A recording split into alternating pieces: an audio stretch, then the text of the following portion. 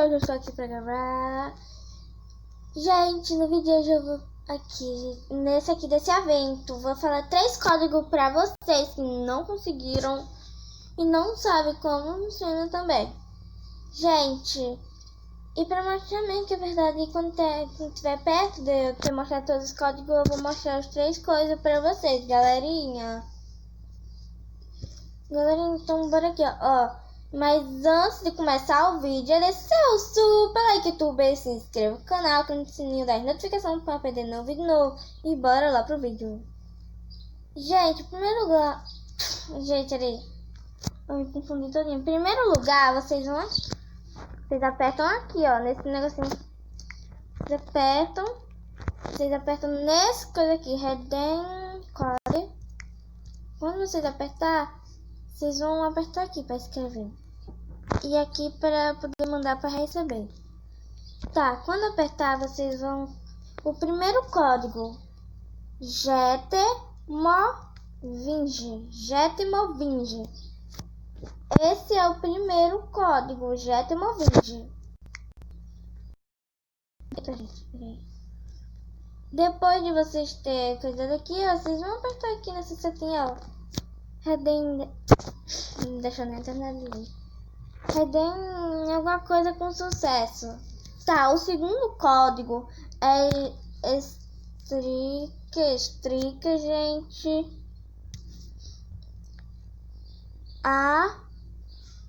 Pose. Deixa eu ver aqui se não... gente, é isso aí. Ó, Redeem Med com sucesso. E o último código... Setting GT estágio. Esse é o setting com 2T.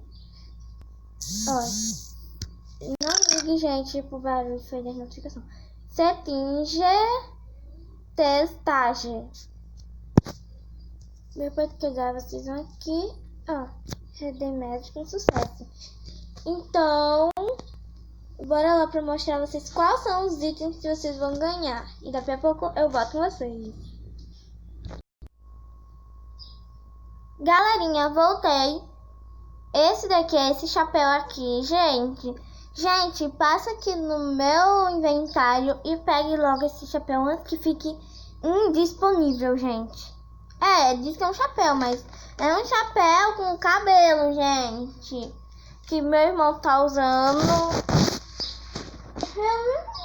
Eu não tô usando não, gente, mas passa aqui só pra vocês pegar antes que fique indisponível. Gente, depois desse chapéu é o acessório de rosto, que é o óculos. E o último, galerinha, que é o acessório de trás, que claro, gente, que é a mochila dele. Vou mostrar pra vocês. Olha como ela é. Mas espero que vocês tenham gostado. Deixe seu super like, YouTube, se inscreva no canal, no sininho das notificações para perder um vídeo novo. Tchau, galerinha!